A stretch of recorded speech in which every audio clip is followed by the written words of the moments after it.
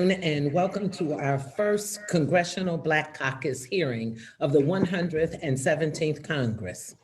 I call to order today's hearing entitled January the 6th, United States Capitol Insurrection, White Supremacy on Display. Today's hearing can be viewed live on our Congressional Black Caucus Facebook. Without objection, the chair is authorized to state the guidelines for participation in today's hearing. Without objection, the purposes of making testimony statements, members and guests are reminded to keep their video functions on at all times when recognized by the chair. Members are also reminded that they are responsible for muting and unmuting themselves and to mute themselves after they finish speaking. Staff will mute witnesses as appropriate. Without objection, the first and second vice presidents, Congressman Stephen Horsford and Congresswoman Brenda Lawrence, will serve as monitors and officiate the 1-minute statements for the record. This hearing, again, can be viewed on social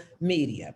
The chair now recognizes herself for 3 minutes. I begin today's hearing by giving special acknowledgement to Reverend Al Sharpton, National Action Network, and Mark Muriel, President and CEO, National Urban League, for our like-mindedness in needing to call today's hearing to order.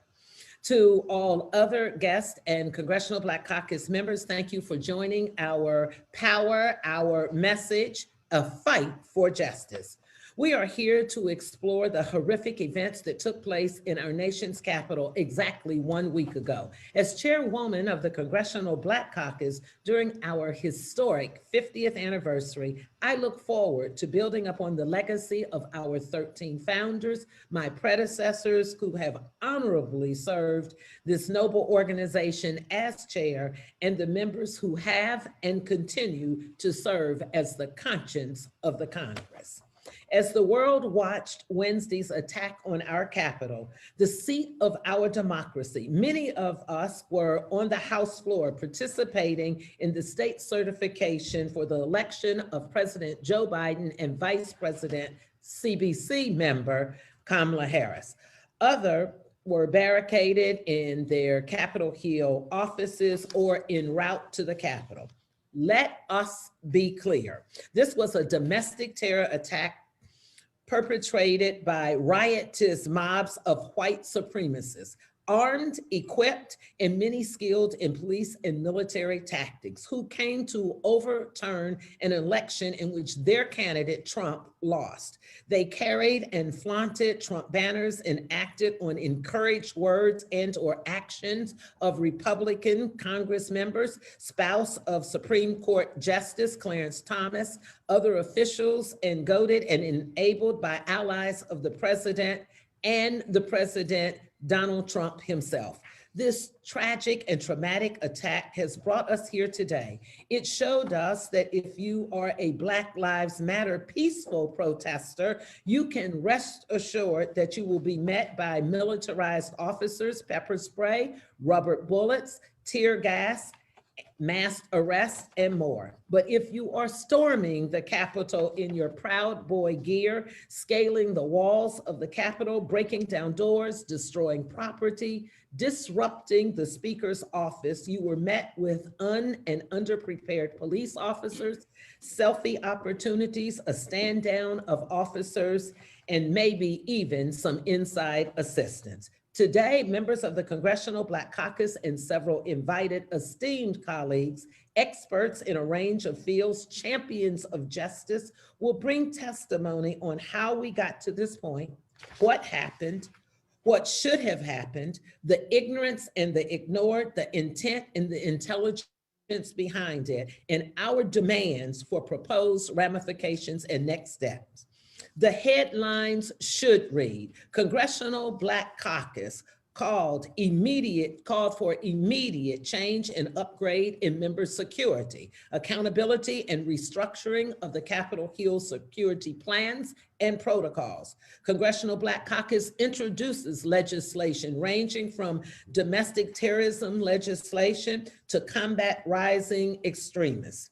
CBC members will serve as impeachment managers, and we will support the removal and the impeachment of Donald Trump. Our witnesses for today are Majority Whip, Congressman James Clyburn, Reverend Al Sharpton, National Action Network, Mark Muriel, President and CEO, National Urban League, Mayor Muriel Bowser, District of Columbia, Malcolm Nance, author, commentator on terrorism, intelligence, and insurgency, Alicia Garza, Black Lives Matter co-founder, Congressman Hakeem Jeffries, Chairman, Democratic Caucus, Congresswoman Maxine Water, Chair, Financial Services Committee, Congresswoman Sheila Jackson Lee, Congressional Black Caucus parliamentarian, Congressman Benny Thompson, Chair, Homeland Security. Welcome and thank you for being here virtually. The witnesses will be recognized for 5 minutes each to give an oral presentation of their testimony. I ask that you respect the witnesses' time by ending your oral testimony timely. Without objection, the witnesses' written statements will be made a part of the record. At this time, I recognize the distinguished gentleman from South Carolina, Majority Whip, former Congressional Black Caucus Chairman, and our leader, Congressman James Clyburn, for 5 minutes.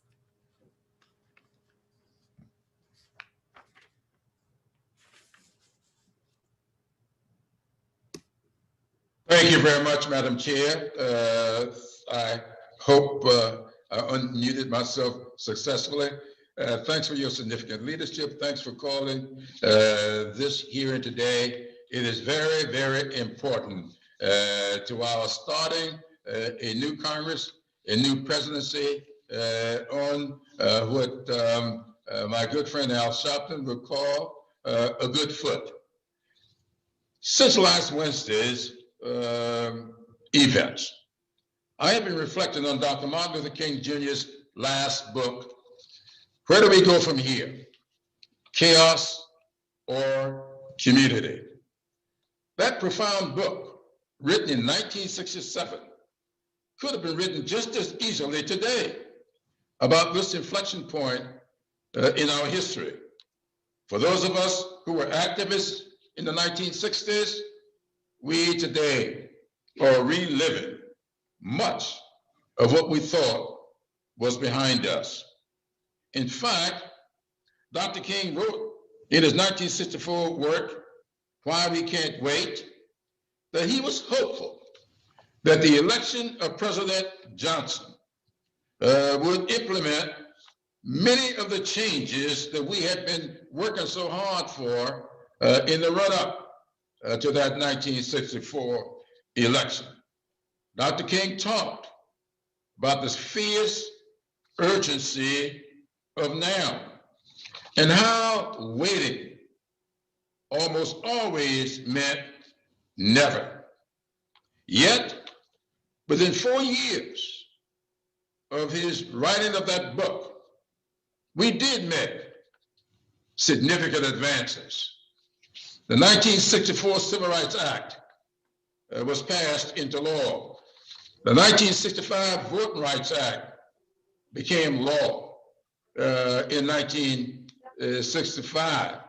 And 3 years later, we got the 1968 Fair Housing Law. President Johnson began a significant number of programs that became known as the Great Society. And those of us who have been sitting silently by in recent years as we notice the other side misrepresenting the fact that the Great Society programs failed, I ask you to review the record. Did Head Start fail? No, and it's still with us today. Did Medicare fail? Did Medicaid fail? No, still with us today. Did the Elementary and Secondary Education Act fail? No. Higher Education Act? No. These programs were passed as a part of Lyndon Johnson's Great Society program and many others, and they're still in laws today. Unlike Dr. King's determined adherence to nonviolent protests, the current occupant in the White House is just the opposite. He is calling upon the American people to undo much of what was done to help move our country forward. Much of what we have done. He spent all of his time calling for getting rid of the Affordable Care Act. And we know what that has done for many of the communities that we represented. And I need not tell you how deplorable it was to watch him use the Black Lives Matter peaceful protest to call upon military intervention to clear the way for him to go and stand in front of St. John's Church with his Bible upside down and doing what we all know he always does, inviting resistance. We saw last Wednesday mob violence coming to the capital of the United States. We saw them waving flags of resistance. Among them, that flag that is commonly called the Confederate Club flag. Let me remind you, that is not the Confederate flag. It was never the Confederate flag. I have been resisting it being called out all of these years. That's the flag of white supremacy. That flag was the Tennessee flag used by Nathan Bedford Forrest when he was a Confederate general. And when the war came to a close, Nathan Bedford Forrest kept that flag as his flag, and it became the flag of the Ku Klux Klan, of which he was the first grand dragon.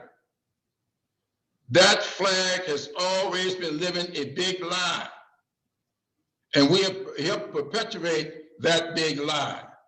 We need to call it what it is. That's the flag that the white supremacists in Germany now use as their flag, because the swastika has been outlawed in Germany. And so my fellow Southerners who call that flag a flag of heritage are just wrong, and they know they are wrong. That flag is a flag of resistance, of white supremacy, and we need to call it out for what it is. So I want to thank you, Madam Chair, for having this hearing today. I hope that we can come away from this hearing with a good bit of momentum to help the new Congress, the 117th Congress. That's going to be one of the closest divided Congresses ever. But we can stay together if we stay unified. It doesn't mean we have to be unanimous on everything. We can disagree on many things and still be unified. That's what we want to do. So I want to thank you for all you do. So let me close on a very personal note. I've been referring to Alexis Tocqueville a lot these days, and I want to close with a line from his 2-volume work, Democracy in America. The Tocqueville said, America is not great because we are more enlightened than any other nation, but rather because we have always been able to repair our faults. COVID-19 has opened up some fault lines in America. We must display our greatness by closing and repairing those fault lines. We've got to do what we're taught to do by our faith. Feed the hungry, clothe the naked, and do unto others as we will have them do unto us. I'll yield back. Thank you so much, Mr. Whip. We appreciate all of your words, and what we could not have had better words to kick off this hearing. It gives me great honor at this time to introduce someone who needs no introduction. And thank you, Mr. Leader, for calling him the person that puts us on the good foot, the person that we watch on his own TV show, the person who stands up for justice and has been in the civil rights fight, fighting with us, fighting for us, and leading us. someone that I am honored to call my friend and who called on us early. I want it to be clear. This is not something that was added. This is someone who came to us and said, let's do this together. No other than the Reverend Al Sharpton, National Action Network. Reverend, the floor is yours. Thank you, Madam Chairman, and thank you for your leadership and your standing up for justice down through the years, and including joining you in your district just last week, a day before this insurrection and attempted coup d'etat in Columbus, Ohio, as you helped us funeralize a victim, an unarmed victim who was killed by police in Columbus, Ohio, your district. Let me say that what is very appalling to those of us in National Action Network is that when we watched what happened, the siege of the capital of the United States that showed around the world an instability of the American government. If that had happened in any other nation where there was an election that had been held fairly, that if observers had deemed it to be held fairly, and that the vote count was correct, that therefore the articles from that election being presented before the Electoral College that voted and were certifying that vote on the day of this insurrection. It was the intent of those that came to the Capitol to interfere with the certification of the Electoral College vote, which meant their intent was to undermine the peaceful transfer of power to those that had won the election.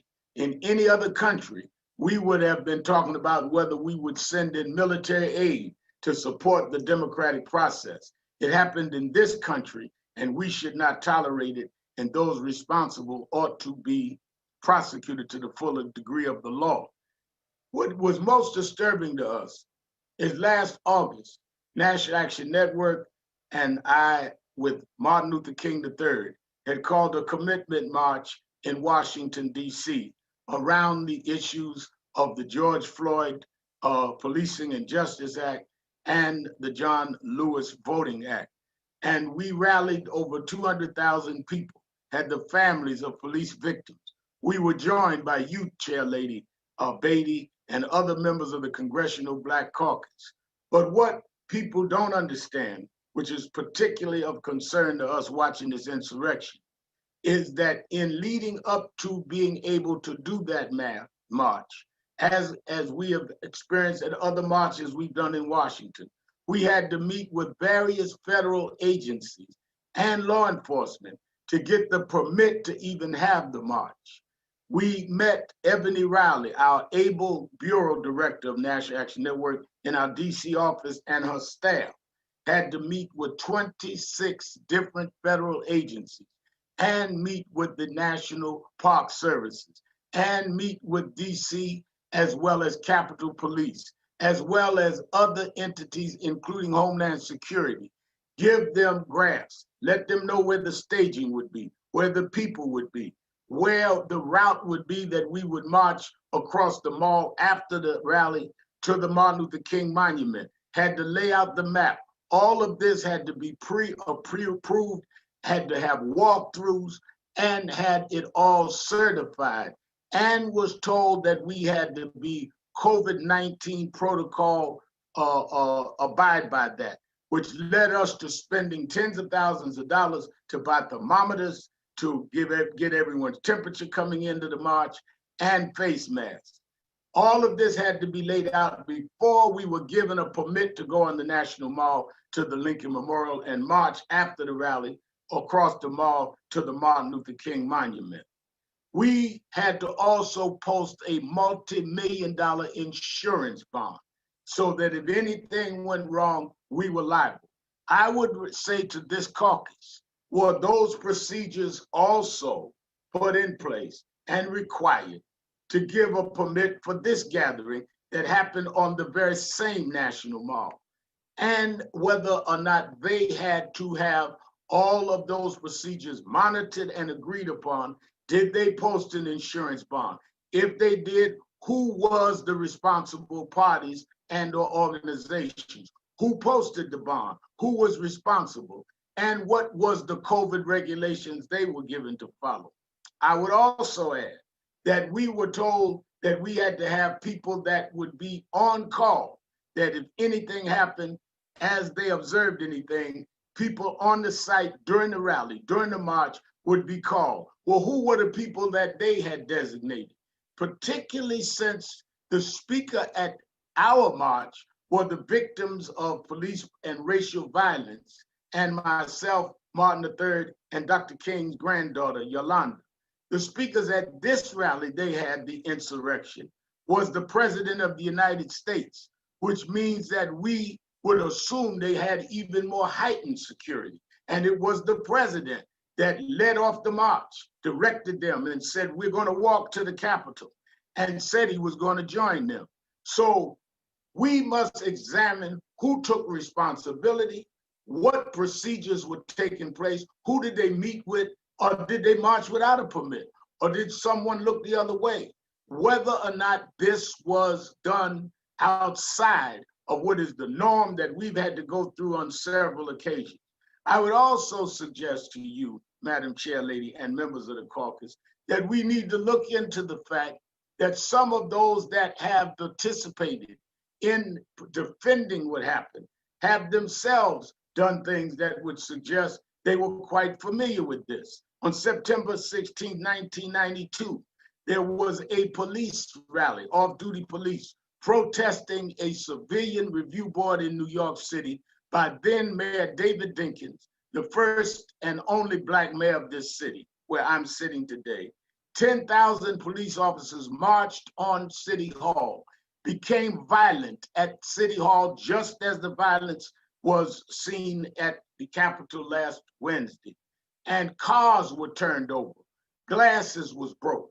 The speaker at that rally was Rudolph Giuliani, the present lawyer for the President of the United States. At the same time period within that same year, the President, then a private citizen, had bought full-page ads calling for the execution of 5 young men for their alleged participation in the rape in a despicable act against a white female in Central Park. He called for their execution, paid for ads. They were later found to be innocent. So they have a background in being around this kind of anarchy, which should make them even more conscious and more careful when you're dealing with a mob, unless in fact that mob was operating in the spirit that they know is not only possible, but probable, since the President said, come to the rally, we're gonna have a wild time. Clearly, we're dealing with people that marched through the halls, the hollow halls of the Capitol, holding Confederate flags that now my good friend Congressman Clyburn has said was not a Confederate flag, but a flag of white supremacy. Yes. They had gallows set up that reminds us of where they set up people for lynching. So clearly, we're calling on the Congressional Black Caucus under your esteemed leadership to investigate what engagement the federal government had to make this a permitted event. Thank you so much, Captain. We appreciate it. Let me make a brief announcement. It has been brought to our attention. We will be voting on the articles of impeachment momentarily. So I am going to move quickly through this part of our hearing because we have congressional moments to be entered into the record. I'm going to forego formal announcements because all of you stand on your name and your reputation.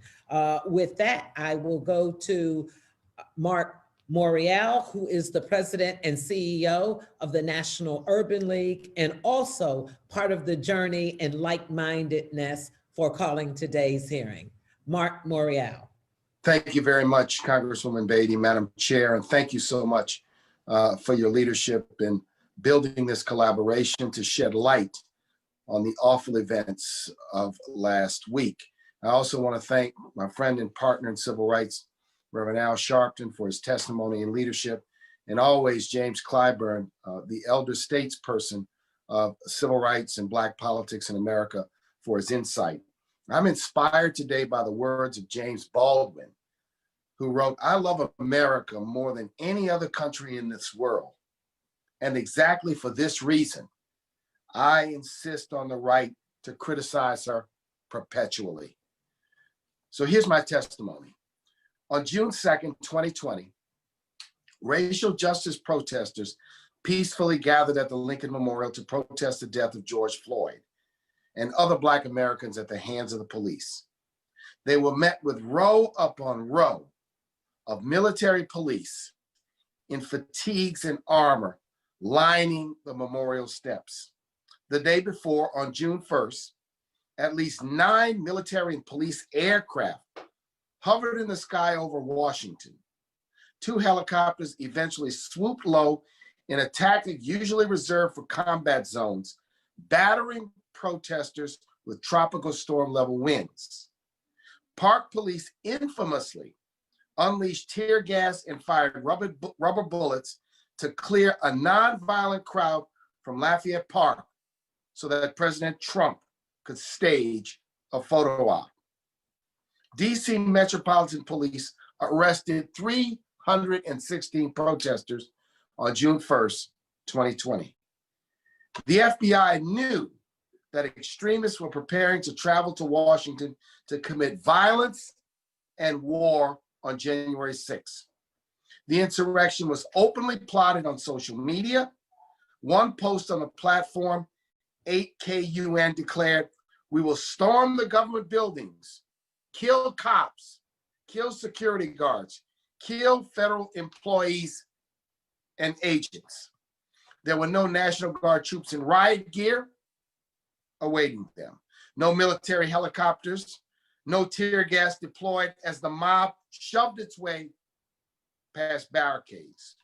Vastly outnumbered police stepped aside and allowed the mob to storm the Capitol. DC Metropolitan Police made only 61 unrest-related arrests on January 6th. U.S. Capitol Police arrested just over a dozen.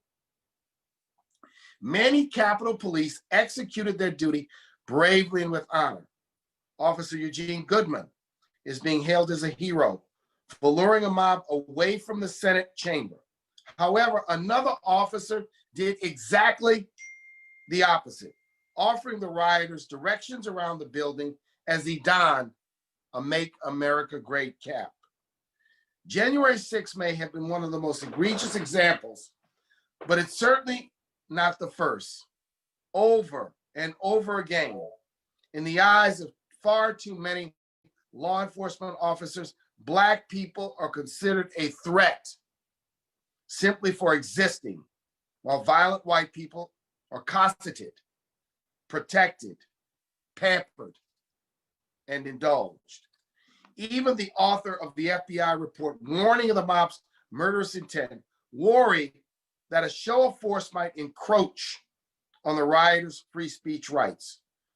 Lieutenant General Walter E. Pyatt, director of the Army staff, rebuffed requests for National Guard assistance because he didn't like the visual, a concern nowhere in evidence during Black Lives Matter protests, civil rights protests, or any other protests that African Americans and other people of color have been engaged in to protect our rights over the years.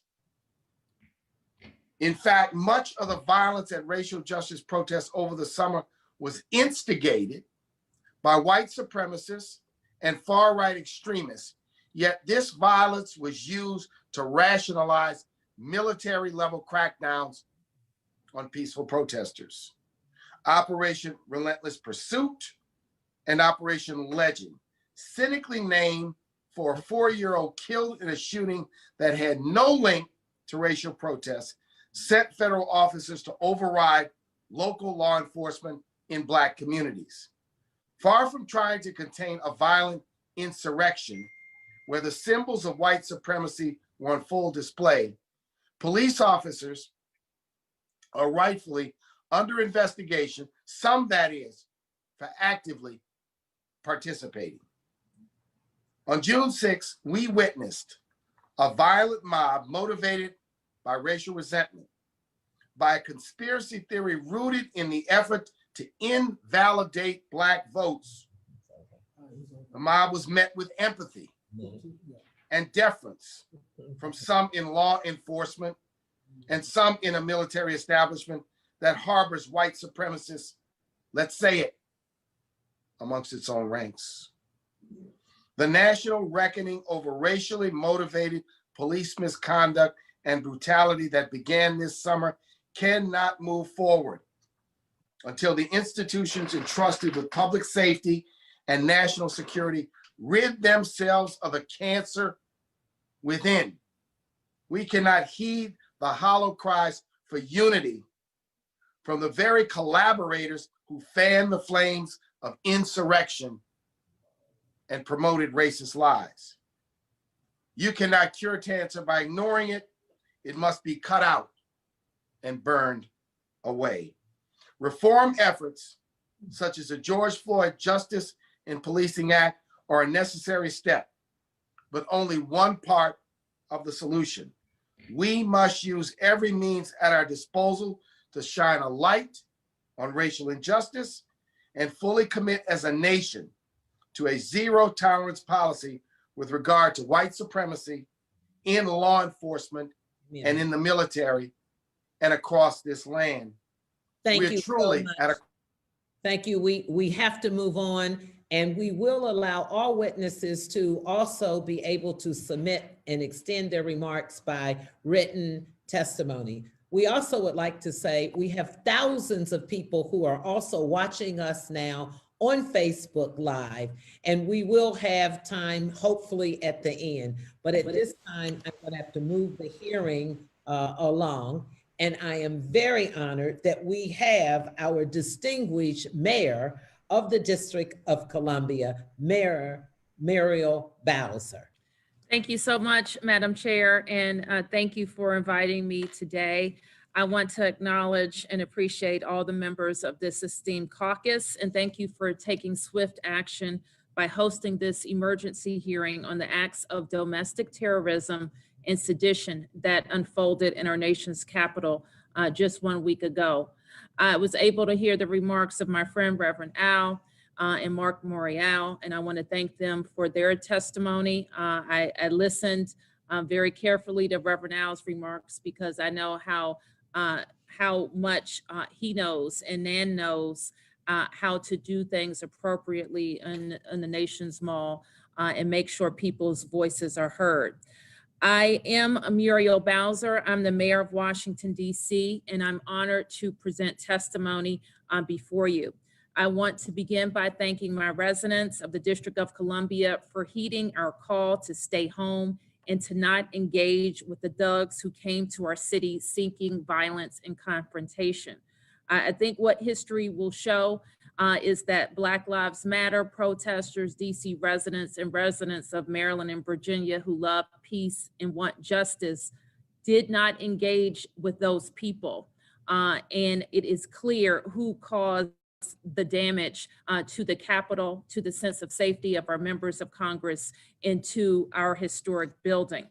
I want to offer special thanks to the men and women of the Metropolitan Police Department, or DC Police, and DC Fire and EMS for responding to the United States Capitol Police request for backup and helping to restore order to the Capitol building.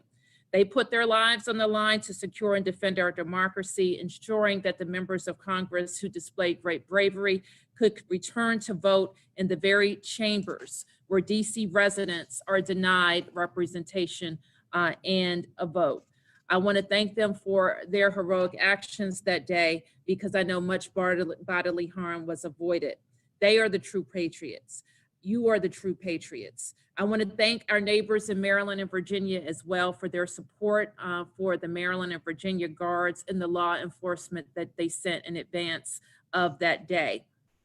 And while MPD was able to rush to the scene after a call for help, we also know that members of the DC National Guard, by the way, DC National Guard is a somewhat of a misnomer because DC doesn't actually have its own guard. The DC National Guard is the President's Guard. And unlike all of the states, the people of Washington do not control their guard. To ensure that this never happens again, I'm calling on Congress to immediately transfer command of the DC National Guard from the President and put it squarely under the command and control of the Mayor of Washington, DC. And to ultimately fix the unworkable status of federal interference and control over matters in the district, we must get Congresswoman Norton's DC statehood bill, HR 51, passed and on the President's desk within the first 100 days of the 117th Congress. Again, I'm encouraged by the actions taken by federal law enforcement thus far to get ready for this unprecedented inauguration, but we know more work must happen. I'm calling on the Joint Terrorism Task Force to investigate, arrest, and prosecute any individual who entered the Capitol, destroyed property, or incited the acts of domestic terrorism observed last week. I urge the Congress to create a nonpartisan commission to understand the catastrophic security failures and both to hold people accountable and ensure that it never happens again.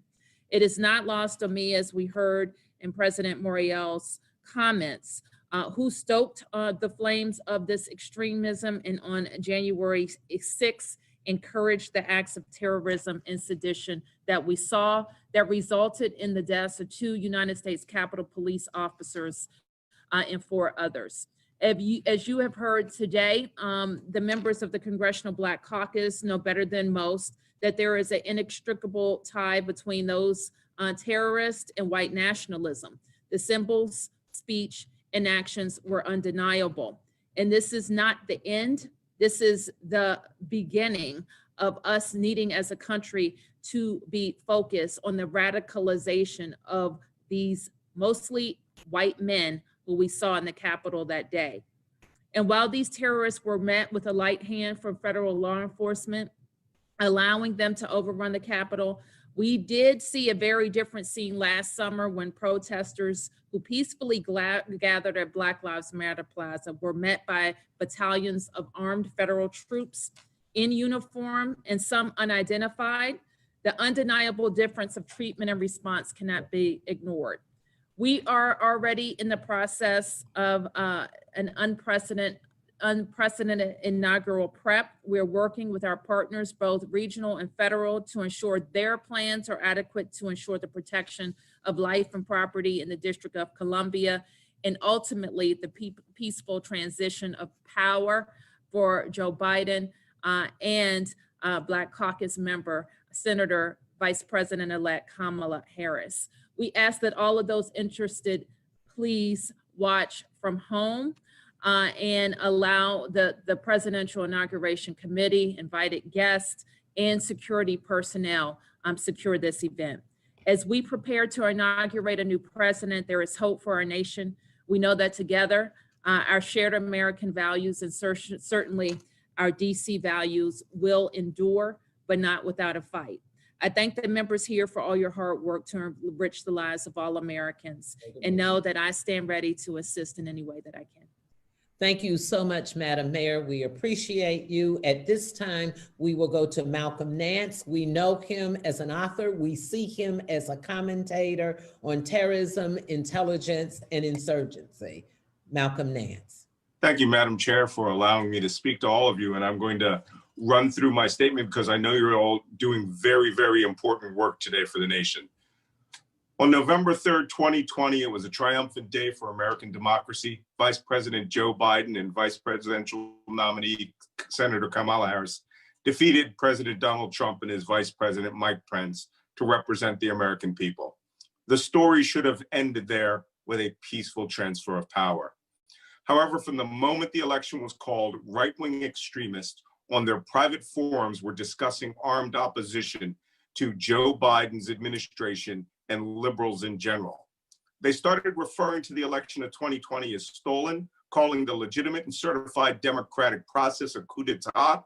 Massive quantities of ammunition and guns were exchanging hands on public forums in response to a prospective insurrection. In the right-wing extremists underground, they were calling for Donald Trump to bring on the storm. The QAnon conspiracy belief that Trump should mass murder and or arrest Democrats who were all cannibalistic child sex traffickers.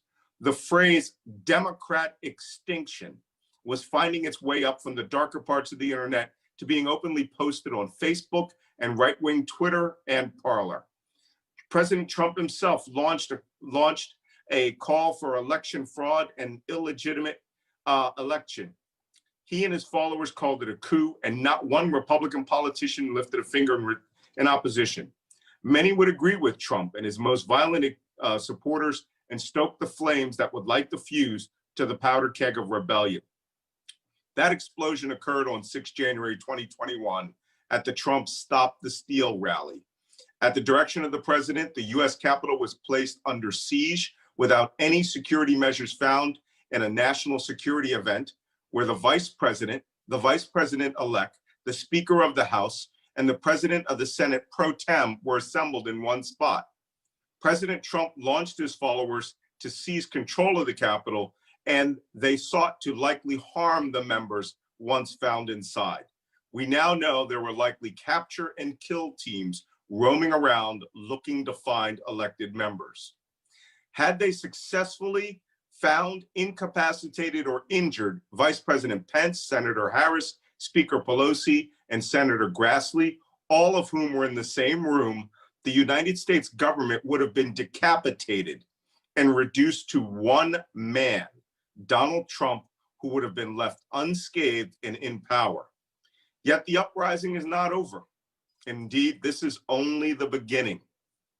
The U.S. Army and Marine Corps Counterinsurgency Field Manual, authored by General David Petraeus in 2000, defines insurgency as an organized movement aimed at the overthrow of a constituted government through the use of subversion and armed conflict. Insurgencies are inherently about seizing political power through arms and political chaos action. Their principal goal is to make existing governments seem powerless, feckless, and incapable of protecting the common citizen. This will be the objective of the soon-to-be out-of-power Trump administration and the Republican Party holdovers who adhere to him. Trump and his family will not be going away with a fond farewell and cheery good wishes. They have already started to transform themselves into a malicious political opposition machine that intends to destroy the Biden administration and, in their own terms, liberalism in America on every level. The Chinese Communist leader Mao Zedong optimized modern insurgency by giving it 3 phases. The first phase is the most important.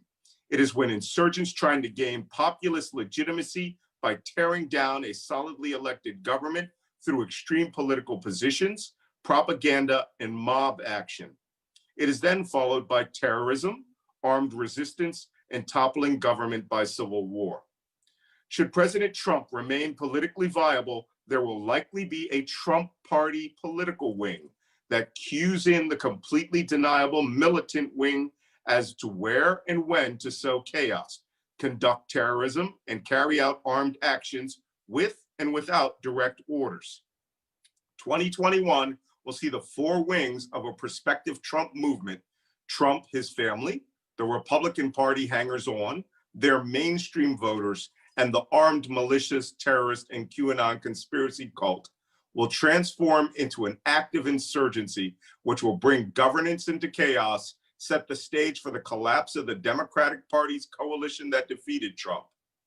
The armed contingents will likely join into an alliance of physical resistance forces and agitate for the largest rebellion since the Civil War. I call this gathering movement the Trump insurgency in the United States, or TITUS, T-I-T-U-S. It is wholly a white supremacist rebellion against the motto of the United States, E pluribus unum, from many one. They do not believe in any America except one of subjugation and white tribalism.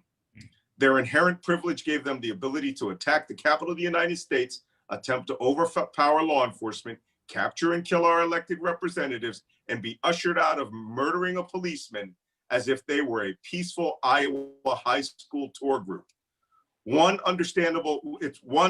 Our understandable desire to ignore the warning signs, which we all saw with our own eyes, to assume the work, and at the time to temper their fervor is akin to sitting on a one-legged stool at the lip of a lava-filled volcano and rationalizing because the final leg had not fallen off that all will be well.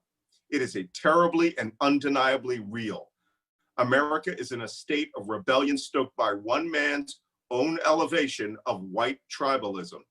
The people who will man this terrorist insurgency will look like your neighbors. They will look like the local banker, car salesman, tax accountant, gas station owner, heating and cooling technician, because insurrectionists and insurgents are often one's own neighbors, and they want to change American discourse away from democracy to domination by force. Is this specter of the Trump insurgency just alarmist speculation? Hardly. Like coronavirus, they don't care what you think. They view American democratic liberalism as foreign, alien. The word they are calling us all now is communist, and justifiably eradicable. How do we diffuse the fire?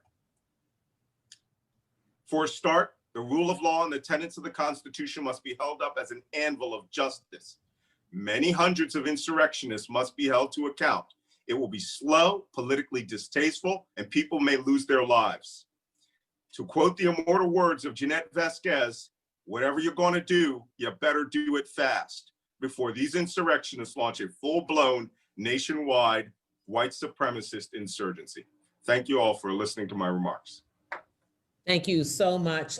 Could not have received any better information at this time. Again, I am going to say not only to our witnesses, but to all those looking, the timing could not have been better. We are on the United States House floor giving our testimony and debate to the impeachment.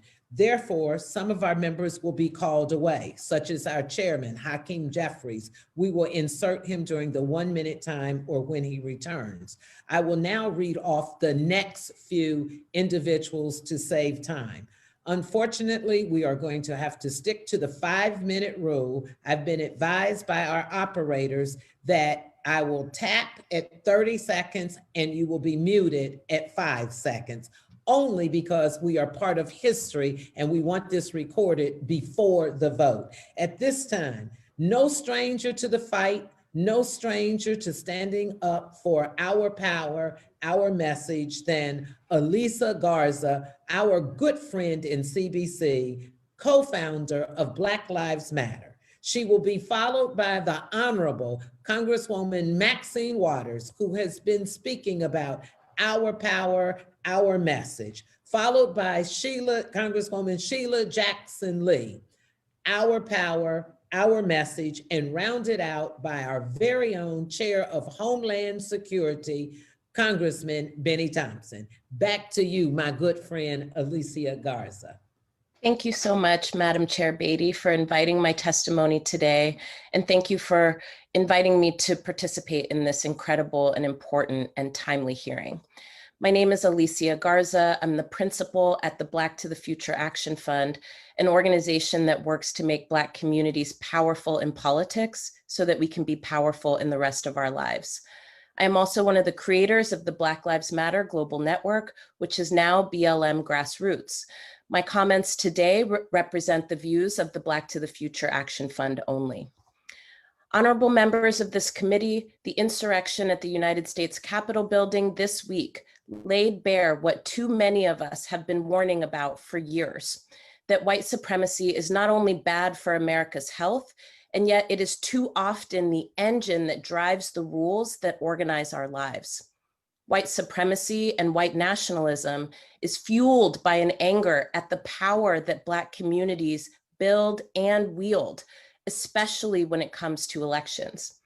The president and his followers intend to invalidate the results of the last 2 elections, which is a blatant attempt to neutralize the power of Black voters to change the rules that have been rigged against our communities for generations. As we saw last week in their attempts to attack the government, they will stop at nothing to get their power back. And if they are successful, they intend to keep it. Members, as we approach the birthday of the great Reverend Dr. Martin Luther King Jr., I would like to remind you of the fierce urgency of now. Nearly 1 year ago, my organization released the Black Agenda 2020, a legislative roadmap to make Black Lives Matter from City Hall to Congress. The Black Agenda is informed by the Black Census Project, the largest survey of Black people in America in 156 years, conducted by my organization, the Black Futures Lab. The Black Agenda identified 6 key pillars needed to bring America closer to its promise. We call on this body to make haste in making Black communities powerful in our society by rejecting the toxic culture of white nationalism, by calling it out at every opportunity and in front of every audience. We need Congress to require data collection and regular reporting on white nationalist domestic terrorism in America so that we can dedicate adequate resources to addressing the problem. We need to better understand what efforts are being made to curb white nationalist violence. And in particular, we need to not only understand, but aggressively root out white nationalist and white supremacist actors in law enforcement agencies. Under this president specifically, but under the Republican agenda generally, oversight and accountability for civil rights has been effectively gutted. We call on this body to strengthen the Office of Civil Rights by requiring greater transparency, data collection, and reporting on their work to protect the civil rights of marginalized communities in America, and their work to hold to account those who would act to violate the civil rights of Americans through violence, intimidation, surveillance, and suppression. We also call on this body to refuse and reject any efforts to enact laws that do not address the specificity of white nationalist violence, and instead catch in their dragnet those people like myself who work tirelessly every single day to ensure the presence of a democracy and the promise of an America for all of us. Honorable members, earlier this year, my home was visited by the FBI, informing me that my name had been found written on an envelope alongside the names of elected officials and other activists in the home of a known white supremacist. Just as they had a duty to warn me of this potential threat, it is my duty to implore this body not to waste the opportunity to be the architects of a new America by enacting piecemeal and symbolic solutions to complex problems. We cannot afford symbolic measures that address that which threatens the lives of people like me, like you, every single day. Our job together is to undo the rules that have been rigged against our communities, replacing them with new rules that allow us to achieve the beloved community that we long for. We must stay focused on the task at hand and not be distracted by opportunities to be at the table when we have the opportunity to set the menu. If we are to lift every voice with substance and not just in symbol, we must ensure that we destroy the shackles that keep so many of us from rising, and the weapon of white supremacy that intends to keep us from living with dignity. Thank you so much. Thank you so much for speaking truth to power. Congresswoman Maxine Waters.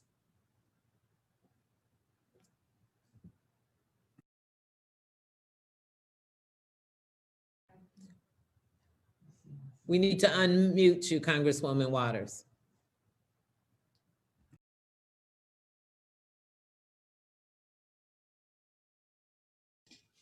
Thank you. Thank you so much, Joyce Beatty, our newly elected chair of the Congressional Black Caucus. I thank you for immediately taking leadership and organizing this very important meeting based on our recent experience with the invasion of the Capitol of the United States by right-wing domestic terrorist organizations. I would like to share with you that what Al Sharpton had to say to you and what he was advising you of was extraordinarily important because in the final analysis, our security has not been attended to by us. We have left our security in the hands of those who are absolutely supposed to be in charge of security for the Capitol and all of us. But I, as an African-American woman, member of Congress, have been basically targeted so many times to be killed, and have gone to the Capitol Police and to the Sergeant at Arms. And I had to force a meeting with Benny Thompson to try and make them provide not only security for me, but for others and other women of color in the caucus and in the Congress, because our lives were being threatened. And so, with the knowledge that there was going to be a so-called protest movement, where the Capitol was going to be the target, I came to our Democratic caucus and I said, I think we should pay attention to the security arrangements. What do we know about what the Capitol Police are doing? What do we know about what the chief of police is doing? What do we know about the overall security organizing that is going to be desperately needed? Zoe Lofgren, who is head of our House Chair Administrative Committee, had the Capitol Chief of Police call me. And he called me and I spent 1 hour on the telephone with him. And I asked him every question that I could think of based on what I knew about security arrangements. I started out by asking him whether or not our plaza was going to be secured and whether or not the so-called protesters would have access to that area surrounding our Capitol. He assured me that they would not be on the plaza. He assured me that it would be barricaded. He assured me that I had nothing to worry about. And then I asked him about the grassy area adjacent to the plaza. And what if there were going to be opposing groups that would be there? He said, don't worry about that. We will have Capitol Police that will be stationed throughout all of those who are on the grassy area to ensure that if any confrontation takes place, they will be able to break it up. I asked him to give me the outline of the perimeter that was going to be established to keep away those who would be causing trouble. He did not do that. He basically started to tell me about the permitting process, which really must be scrutinized, really must be taken apart, really must be dealt with in the way that Reverend Sharpton talked about. I won't go into detail about how he told me that operates, but I asked him if he was going to block off Independence Avenue because of an incident that took place once when the so-called protesters were there opposing us on Obamacare, and Black Caucus members walked toward the Clinton building and some were spit upon. And so he said, well, I just want the members to use the underground tunnels and to not cross the street, be out where they can be identified. Okay, that was satisfactory. But I asked him about the Metropolitan Police, if he had the cooperation with them. He said, absolutely, they had the cooperation with them. And then I asked him if he absolutely knew the domestic terrorist groups who were well identified. And I pointed out to him that the Proud Boys were in town because that was public information. And he said to me that in the permitting process, that people did not have to identify the group. The individual who was requiring the permit would be sufficient to get a permit. And he went on to explain how that operated. That gave me some real pause and the opportunity to reflect on what I thought was missing there. But then my final kind of question for him was whether or not he was going to have police on top of our buildings, on top of the Capitol, because that's where, would-be assassins would work from. And I reminded him of Dr. Martin Luther King and John Kennedy and how they had been assassinated from high buildings, et cetera. He said to me, Ms. Waters, they can't get on the buildings. They would have to go through the Capitol in order to get to the top of the Capitol building. That won't happen. And so this long 1 hour conversation that I had him, he assured me that he was in charge, that he understood everything that was possible, and that they were organized in such a way there would be security. In the final analysis, this police chief either lied, he was incompetent, or he was complicit. And so now that I'm learning that he was alerted by the FBI and about police organizations from York, that he was lying. And so I'm going to stay on this investigation. I'm going to be right in his face. I'm going to make sure that this information is shared because, ladies and gentlemen, it is not simply about the Capitol. It is about our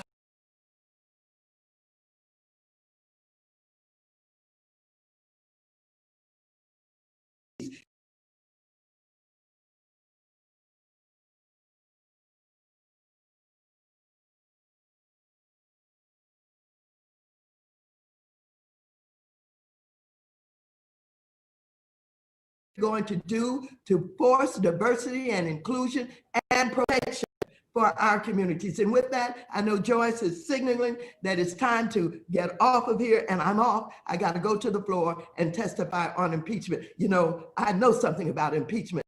I've been calling for it since this president was elected. Thank you very much. You're quite welcome. And that's my Madam Chairperson. Congresswoman Sheila Lee, Congressman Benny Thompson for 5 minutes exact. And then we will turn it over to our 2 vice chairs because we have our very important congressional minutes by our members of Congress, which will be entered into our records. Delighted, Madam Chair, with your leadership, and to all of those who've spoken, my friend Reverend Al Sharpton and Mark Muriel. The idea of today is our power, our message. On January 6th, the chief insurrectionist who will be impeached today spoke for an hour to throngs of insurrectionists in a rally. His words were, "We're going to walk down to the Capitol." And his final words were, "Because you'll never take back our country with weakness. You have to show strength and you have to be strong." In addition to his words, this crowd was filled with white supremacists, those who support Nazism, and many others. In addition, those individuals were clearly racist, as our police officers, who I give a great deal of gratitude for, most of them worked to fight back and protect the Congress. But Black officers were called the N-word. They were abused, and as they tried to do their work, and I'm very glad that the officer who was shown to distract the white supremacists, it has been clarified. But that is the atmosphere in which they were in. In addition, these individuals were carrying flags, signs, and symbols of racism. White supremacist groups and extremist groups were filled in that crowd. It was similar to the Colfax, Louisiana case in 1872, when those who were leading the government at that time were freedmen. White supremacists, white persons came and killed those in leadership position. In fact, there was a Black militia that turned themselves in, and they were killed after they turned themselves in, at least 50.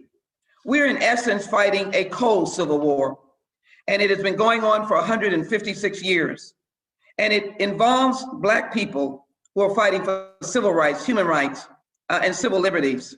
Just as I was with Ben Crump, dealing with justice for Joshua in Lamarck, Texas, continually fighting against Black police misconduct and Black men losing their lives. So why couldn't we be protected on January 6th? It is because of security failures that often come where there's no one concerned, a failure to imagine that the threats exist. These were patriots. They couldn't be coming for anything but peaceful First Amendment protests. That was untrue. They underestimated the violence of these individuals. An ineffective application of resources. These officers had no resources, no shields, no blocking equipment, no helmets, and they were obviously told to stand down. A lack of intelligence that they did not utilize, and of course, not recognizing the organizations that came, the Traditionalist Workers' Party, 3 Percenters, Proud Boys, the Oath Keepers, QAnon, the Groper Army, Neo-Confederates, Neo-Nazis, and others. The rioters were trained and planned. They came to attack this place. It was led by Donald Trump. He fueled them since the election, lying and saying it was a fraudulent election. They were a mob. They were protected by their whiteness. We are engaged in a cold civil war, and it must be known for sure that the fired chief of police indicated that he told the sergeant at arms that we needed the National Guard, and it was ignored. Again, whiteness can kill you. Lies kill you. This is important to adhere to what Mayor Muriel Bowser has indicated. I support every aspect of her request. For the CBC, I believe we have to dispel the belief that happened last week is now in the past. We must end the discussions that only the Vice President, the Speaker, were the only people at risk. We were. We must stress that people came to Washington to do violence, and only a small fraction of the likely millions who empathize and sympathize. We must recognize that white supremacists permeate the whole society, and we as individuals in our committees must have hearings over and over again. We can do two things at once. We must not stop investigating. The work to ensure our democracy will not be completed unless the Congressional Black Caucus and activist civil rights organization continue unceasing to fight to end the cold civil war and to insist upon the justice to be rendered for all. This was a planned event and we must fight against it. Lies kill. This is our power and our message. Very powerful. Next, we have the chair of the Democratic Caucus, Congresswoman Jeffries, followed by the chair of Homeland Security, Benny.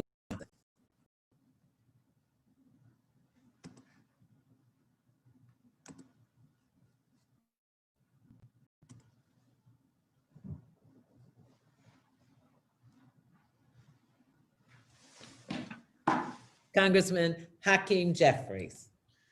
Thank you, Madam Chair. I appreciate your tremendous leadership and vision and pulling us all together for this incredibly important hearing for such a time as this. The United States of America is a great country. We have come a long way, but the events of January 6th, of course, revealed that we still have a long way to go. Systemic racism has been in the soil of America for 401 years. And we must rededicate ourselves to burying it in the ground, never to rise again. America is a country that was founded on high ideals, liberty and justice for all, the land of the free, the home of the brave. All men are created equally, entitled to things like life, liberty, and the pursuit of happiness, a country founded on high ideals. But we in the Congressional Black Caucus, of course, understand, the civil rights community and our leaders understand, the Black Lives Matter activists understand that America was founded with a birth defect, a genetic imperfection on the question of race. And for 240 years, we've been trying to deal with that. And every time America makes progress, and we have made progress, the lesson of history teaches us there always is a backlash. Progress made during the Emancipation and the Reconstruction era with the passage of the 13th, 14th, and 15th Amendment. But Reconstruction was cut short when the North pulled out of the South. We abandoned the project. Jim Crow rose up, the KKK rose up, Plessy versus Ferguson was decided, the Black codes were imposed. We were never given the promised 40 acres and a mule, and that lasted for almost 100 years. Then a new generation rose up, ushering in progress in the 50s and 60s as part of the civil rights movement and the Great Society, and then the backlash immediately followed with the election of Richard Nixon, anti-government, anti-affirmative action, anti-busing, and of course, the start of the failed war on drugs, which has resulted in 2.3 million people incarcerated, disproportionately Black and brown. Progress followed by backlash. Then Barack Obama rose up as a new hope. Some said we were entering into a post-racial America that lasted for perhaps a few days because the backlash was immediate. The Tea Party rose up saying they want their country back. What country was taken away from you? And then the Supreme Court in 2013 stripped large parts of the Voting Rights Act, ushering in a new era of voter suppression. It all culminated, we thought, with the election of Donald Trump in 2016. But the January 6th insurrection that was a violent attack fueled by white supremacy was the culmination of the backlash. And so we just have to recognize that until we cut the cancer out, we will be living with this reality of progress and backlash here in America. White supremacy is a malignant tumor. It will eat America alive.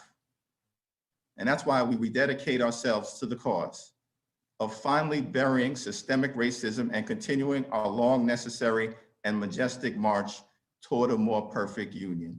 Thank you, Joyce. God bless you. God bless the CBC. And God bless the United States of America. Thank you so much, Mr. Chairman. Congressman Benny Thompson will round out this part, and we will then hear from our congressional 1 minute. Thank you very much, Chairwoman Beatty, for holding this important hearing. Today, we're here to discuss the domestic terrorist attack that took place at the United States Capitol on January 6th. I'd like to take a moment to offer my deepest condolences to the family of Orphan Brian Sicknick, who gave his life protecting the Capitol. I'd also like to express my gratitude to the officers who demonstrated courage in the face of violent insurrectionists, members of the media who put themselves in harm's way to tell this important story, and activists who continue to fight for change and equality in the face of hate and terror. Last week's attacks are indicative of the pervasive and persistent threat of domestic terrorism. Over the past 2 years under my chairmanship, the Homeland Security Committee has held 11 hearings. We raised the alarm time after time about the growing threat from right-wing extremists emboldened by the president's rhetoric. Our witnesses consistently testified that we were on the brink of a major event like the one we saw last Wednesday. What occurred last week was clearly domestic terrorism incited by President Trump through his speech that morning and his words and actions over the past 4 years, as well as his enablers seeking to overturn the results of a legitimate election. Never in my life did I expect to witness a sitting president openly incite violent extremists at a political rally and then tell them he loved them after they stormed the House and Senate chambers, raised the Confederate flag, and erected a noose. President Trump is a direct threat to the homeland and must be removed from office immediately. This attack was the result of a horrendous security failure. It was no secret that extremist groups, including people who want to start a civil war, plotted to commit acts of violence. Media outlets reported it extensively. It was the worst kept secret in the area that the Trumpsters in the town to. In the days leading up to the attack, experts warned on social media posts openly called for violence. Why was there no better preparation and coordination between this administration, leadership of the Capitol Police, DC Police, and others? The alarms are flashing red for everyone to use. Madam Chair, it's clear something went awful wrong, but the double standard exists. In security, the double standard exists based on black and white. White privilege is alive and well, and the Congressional Black Caucus has to mitigate it every time we see it. So what we will do from an oversight perspective is continue to document and agitate and be the conscience of Congress as we try to make these things better. It is clear that even some of our colleagues who are members of Congress, we're gonna have to look at their security clearances to make sure that they're not violating the oath when they have access to a lot of this information. They might be sharing it to the very same people who came into the Capitol and put all of us at risk. So we're gonna have to review this whole system. But more importantly, next Wednesday, we have a new president. We have to put on his plate in this first 100 days what real domestic terrorists look like in America. The FBI has produced information that it won't publish that says that the single greatest threat in America is a right-wing domestic terrorist threat. We plan to force them after next week to release that information so the entire public can see it. With that, Madam Chair, I thank you. I pledge the committee's support to continue to document the problem. And now that we have somebody in the White House who can walk and chew gum at the same time and says that his administration will reflect the constituencies that got him elected, indeed, help might be on the way. Thank you so much, Mr. Chairman. Thank you for your leadership. And we want America to know that Congressman Benny Thompson is our Chairman of Homeland Security. Thank you so much. At this time, let me say thank you to all of you who gave testimony as witnesses. And now we will move quickly into our 1-minute congressional statements. For those who aren't aware of this, this is a tradition that we do on the United States House floor. So the Congressional Black Caucus will be doing it. Our message, our power. Our power, our message. Congressman Stephen Horsford. Thank you, Madam Chairwoman. This is our power, and this is our message. Last deadly insurrection put a spotlight on the damage caused by 4 years under a racist and dangerous president. This moment in history calls on us to act. We will impeach Donald Trump, continue congressional oversight to investigate and examine the events of January 6th, and begin the hard work of reforming our institutions to build back a better future for all Americans. In the first 100 days of the Biden-Harris administration, the Congressional Black Caucus will work with our partners in the civil rights community to fight for policies like our Jobs and Justice Bill, which will create economic opportunity for Black Americans and work to crush this virus. We will fight to make our justice system fair for all. And together, we will insist on a society in which Black lives are fully valued. This is our power and our message.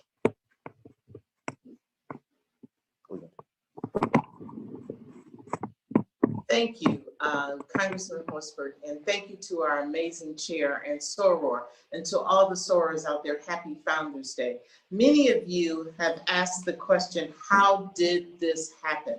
What are we going to do about it? And I stand here strong today with this is our voice and our message that we are committed as a Congressional Black Caucus to shine a light on every aspect of this awful attack on our democracy. After Brenda. Have shown throughout history that the Black is the conscience of the Congress, and we will use our voice to be sure that the voice of Black America is heard.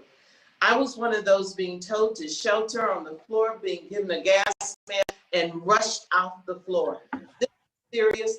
People have died, and just God's grace kept us all alive. I want you all to know that today's hearing is very timely and it's important. And as we continue with our voice at this time, I would like to recognize the gentle lady and a soror of mine from Florida, the Congresswoman Val Demings, to continue our power and our message. Thank you so much, Madam Chair, and thank you to our special guests. As you all know, Who's after Val? After me. In law enforcement, I have worked rallies involving the neo-Nazis, the Ku Klux Klan, and other white supremacist groups. I know policing and the special relationship that should exist, and in many places does exist within law enforcement and the community. I want to make two things clear. Number one, the violence that we witnessed in the Capitol was the culmination of the calls for violence over the past 5 years from the president, supported by his enablers. Number two, the police officers on the front lines who fought for us, one to his death, deserve our appreciation. It's okay to separate the good ones from the bad ones. However, for any police officers who may have conspired, coordinated, participated in the breach of the Capitol, the violence, the insurrection, deserve to be prosecuted to the full extent of the law. To those who came from other jurisdictions and allegedly flashed their badges to gain illegal entry must be fired and prosecuted. We cannot control their hearts, but we can modify justified their behavior, and we will do everything possible to hold anyone and everyone accountable. Again, Madam Chair, thank you so much. It is at this time that I recognize the gentleman from Maryland, Anthony Brown. Thank you, Val. I'm Congressman Anthony Brown of Maryland and currently the Vice Chairman of the House Armed Services Committee. Insurrectionists desecrating our Capitol, the center of American democracy, should shock and anger all of us. While Army Secretary McCarthy said officials couldn't envision rioters breaching Capitol grounds in their wildest imaginations, there were warning signs. Mayor Bowser, as we heard earlier, explicitly requested National Guard support for the large crowds because of expectations of violence and criminal behavior. The Pentagon responded, yet prohibited the use of riot gear, the sharing of equipment with local law enforcement, and any interaction with protesters. After President Trump ordered the rioters down Pennsylvania Avenue, requests to redeploy the Guard from around the city were denied and delayed. Army leaders stated that they didn't like the visual of the National Guard on Capitol Hill, and as a result, instead we witnessed the imagery of our democracy being ransacked and overrun by a mob.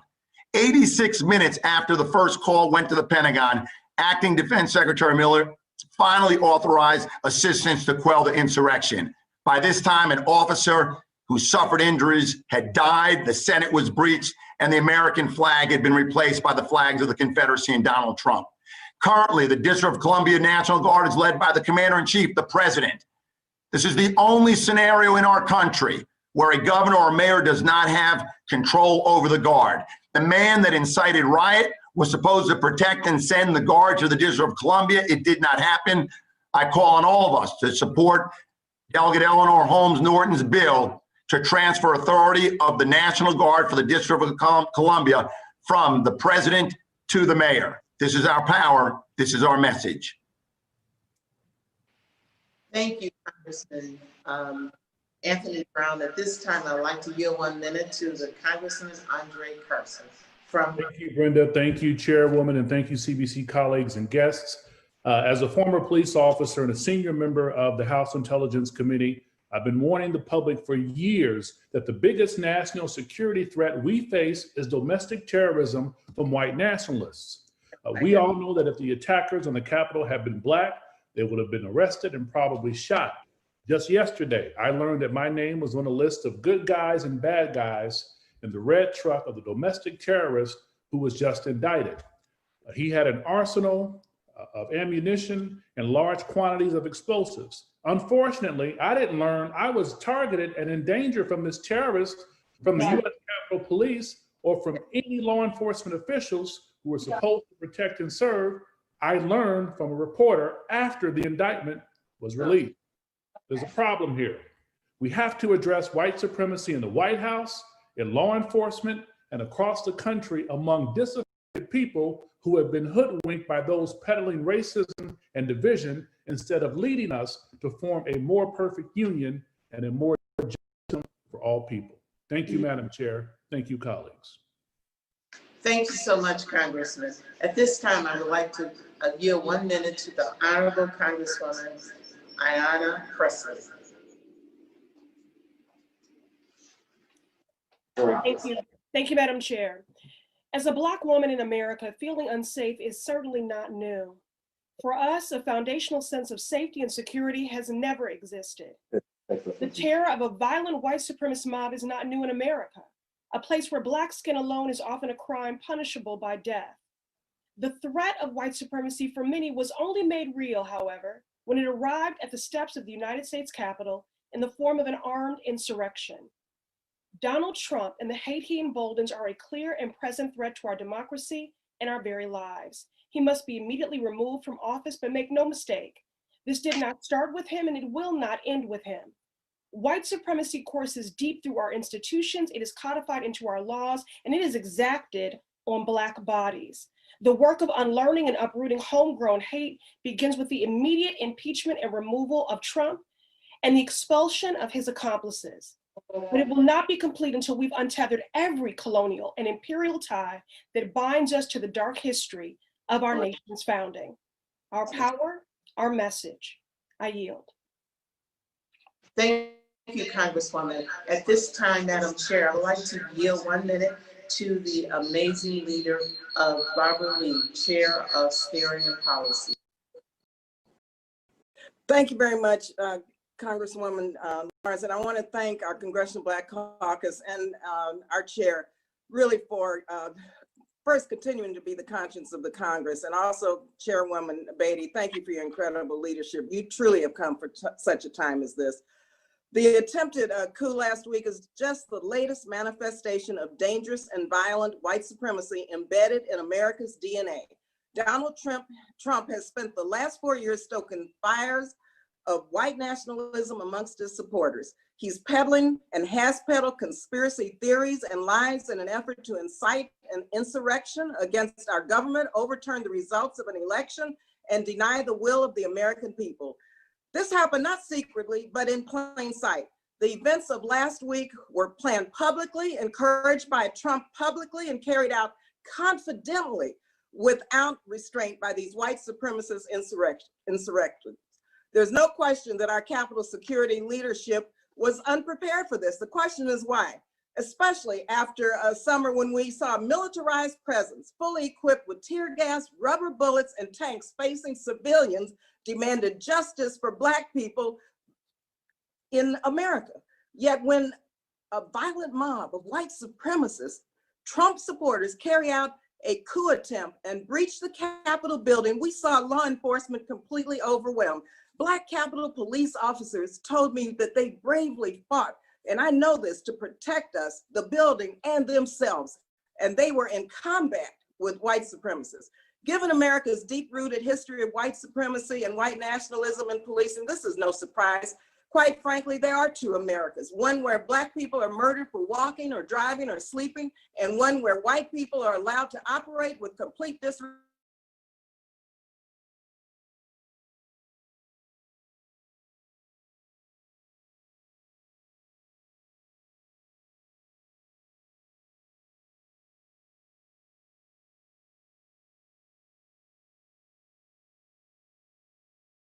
Congresswoman Lee.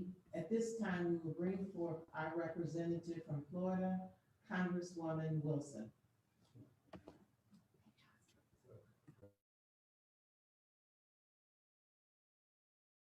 Congressman Hank Johnson from Georgia.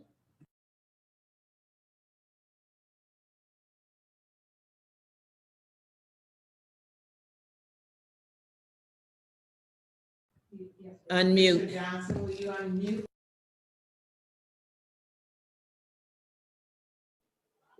I'm sorry.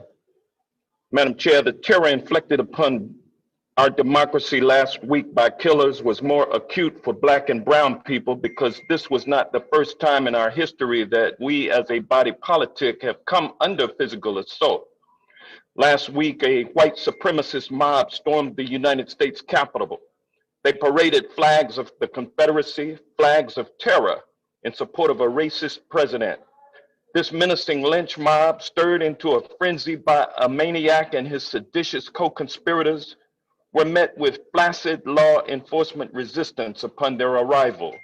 The difference in treatment between those white nationalists and the peaceful protesters marching for black life was a vivid illustration of what it's like to be Black in America, just as was the 8-minute and 46-second live streamed video of the death of George Floyd, which proved to white people the glaring need for police reform.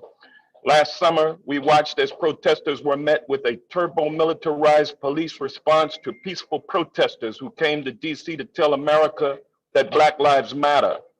This is America. White America must acknowledge what Black Americans live every day. Systemic racism must be rooted out of this country, or else the freedom that should be enjoyed by all citizens will be no more. This is our voice. This is our power. I yield back.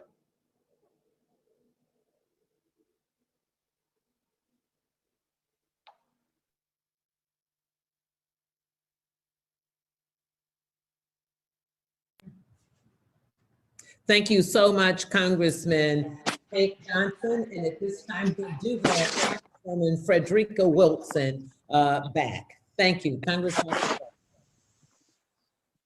Thank you to our amazing chair and all the members of the Congressional Black Caucus. The Census Project that we just went through projects that in 2045, white people will become the minority in the United States. Everything that we have seen in this country for the last 400 years up until last Wednesday has been driven by that fact. The insanity and brutality that we have seen in this country only makes sense when we understand white people's fear of extinction. For them, white power equals white supremacy. And white supremacy is only achievable with numerical dominance. In their minds, the rise in the Black and brown population threatens their very existence. That fear that white people have of losing power drives them to extremes to kill and incarcerate as many Black and brown people as possible to maintain their majority status. What we saw play out at the Capitol on January 6th is just a continuation of that effort. It started long before, when slave patrols were created to brutalize and kill Black men after slavery. White fear of extinction has shown itself in Black men being castrated by angry white mobs because the white men were afraid Black men's ability to procreate. It manifests itself in putting millions of Black and brown men in prison during their prime reproductive years. It's manifested itself in the raw hatred spewed at a Black president because he represented the loss of white power. It manifests itself in dog whistle slogans like "Make America Great Again," which really means make America white again. It manifests itself in putting brown and Black babies in cages. It manifests itself in building walls on our borders. It manifests itself in bans on Muslims entering the country. It manifests itself on the onslaught of TPS. To the white supremacists, these actions must be taken because every new Black and brown immigrant. Thank you so much. Thank you so much, Congresswoman. At this time, we're going to wrap up our witnesses with the last 30 seconds for Barbara Lee from California. Thank you. Can you hear me now, Madam Yes. Chair?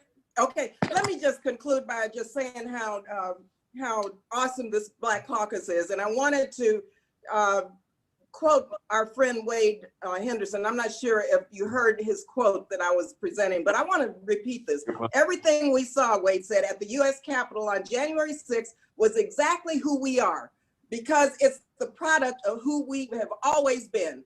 He said, until we face that truth, we will never, ever change it. And so, Madam Chair, members, those who are listening and with us today, we have to have this moment of reckoning about the systems in place that perpetuate blatant injustice. The Congressional Black Caucus will continue fighting tirelessly to dismantle systemic racism and white supremacy. Fortunately, 1 week from today, we will have a new administration will make that goal far easier. And as the scriptures do remind us that the light always outshines the darkness. Now I will turn it back to our remarkable and brilliant Chairwoman Joyce Beatty for closing remarks. Hello, I want to thank everyone for their witnesses. I want on the record that we cannot have healing and unity without accountability and justice. The President of the United States incited a violent insurgence against Congress and his own Vice President. This cannot be ignored. Madam Chair, I yield back to you with all of the witnesses for your closing remarks. Thank you so much. That was our second Vice President, Congresswoman Brenda Lawrence. Let me just say thank you. Thank you to all of our witnesses. Thank you to all of our members of Congress for speaking to our power, our message. But what our message is at this time is we are not done. We are just beginning. We will go to the United States House floor and we will vote to impeach Donald Trump. We will continue to report out to you on all of our findings. We will tell you our next steps. And we also want you to stay tuned because we will be rolling out our first 100 days from the Congressional Black Caucus, the conscience of the Congress. Stay tuned. God bless you. Our power, our message. You heard it from us. Our power, our message.